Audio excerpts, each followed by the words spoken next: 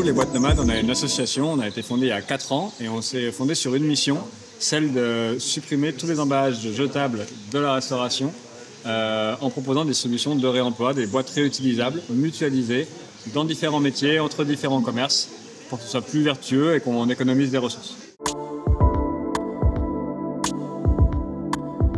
Aujourd'hui, on a 50 000 boîtes en circulation pour près de 400 000 déchets évités.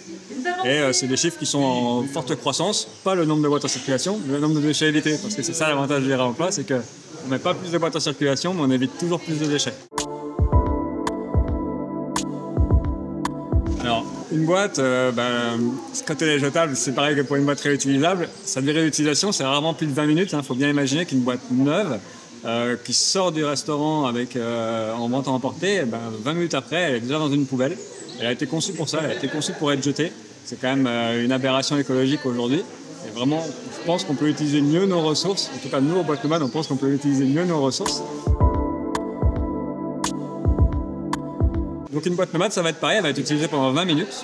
À l'issue de cette utilisation-là, le consommateur peut faire le choix de la ramener directement au restaurant, dans n'importe quel commerce partenaire. Il va reprendre la boîte, va la laver et va la réutiliser pour un autre consommateur.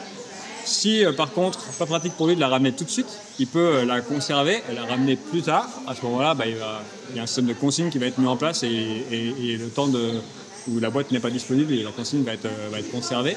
Et donc aujourd'hui, vous nous ramenez une boîte que vous avez empruntée il y a 2 ans, et vous avez oublié dans votre placard, on va vous la reprendre, on va vous rembourser votre consigne, on va la laver, la réutiliser tout de suite, et sans jugement.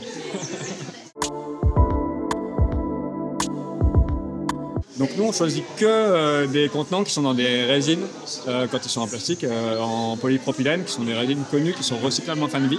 Donc aujourd'hui, on travaille avec des différentes structures, souvent associées à Precious Plastics, qui peuvent reprendre ce type de contenants, en refaire des petits copeaux, et puis ensuite les recycler en matériaux de structure ou ce genre de choses.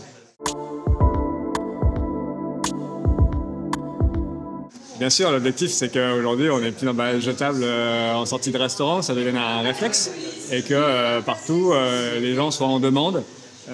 En fait, que ça vienne du consommateur, ça serait vraiment très beau, parce que comme dans tout système, aujourd'hui, le consommateur, il comprend l'importance, mais il se retourne vers son restaurateur en lui demandant de proposer une solution. Le restaurateur qui propose une solution, il nous dit « mais ouais, moi, je ne sais pas si mes consommateurs sont prêts ». Et en vérité, je pense que tout le monde est prêt, il faut juste y aller, quoi.